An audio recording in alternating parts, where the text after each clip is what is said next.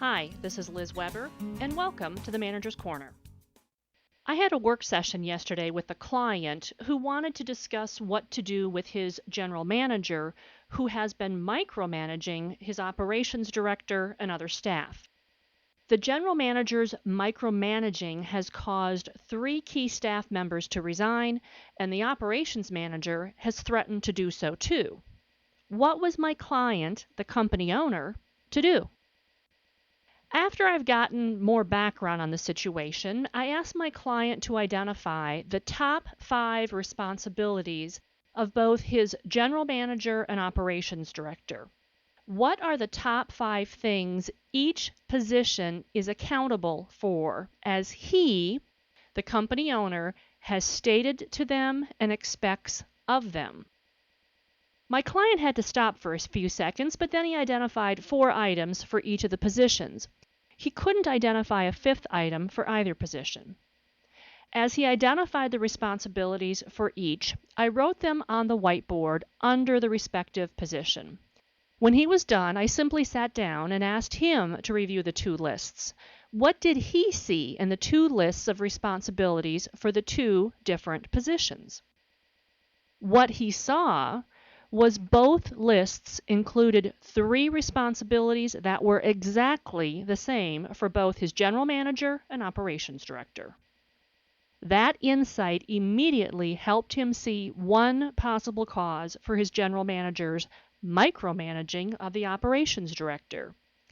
They're both being held accountable for the same things. Next, I asked my client, of the responsibilities each position is held accountable for, how effective is either person in fulfilling their responsibilities? Out of a potential 100%, what percentage of their assigned responsibilities are they fulfilling? For both, he said 55%. Given that, my next question was, so what are they each doing with the other 45% of their time? Whose work are they doing if they're not doing their own work? Whose job are they doing? My client again had to sit back and think. But then he said, I can see now, they've each been doing the work of the key team members who have left.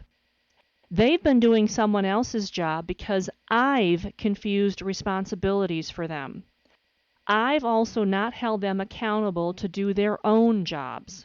I've allowed them to do things that their staff members should be learning and doing themselves. Because they've not done their jobs, their staff hasn't been able to do theirs. I've not done my job as the company leader, and that's caused this domino effect of confusion. Bingo. He got it. That was the point. If you don't do your job and lead, manage, or supervise, it makes it difficult for anyone who works with you to do theirs. So before you get too frustrated with your staff, make sure you're doing your job first. Whose job are you doing? This is Liz Weber, and thank you.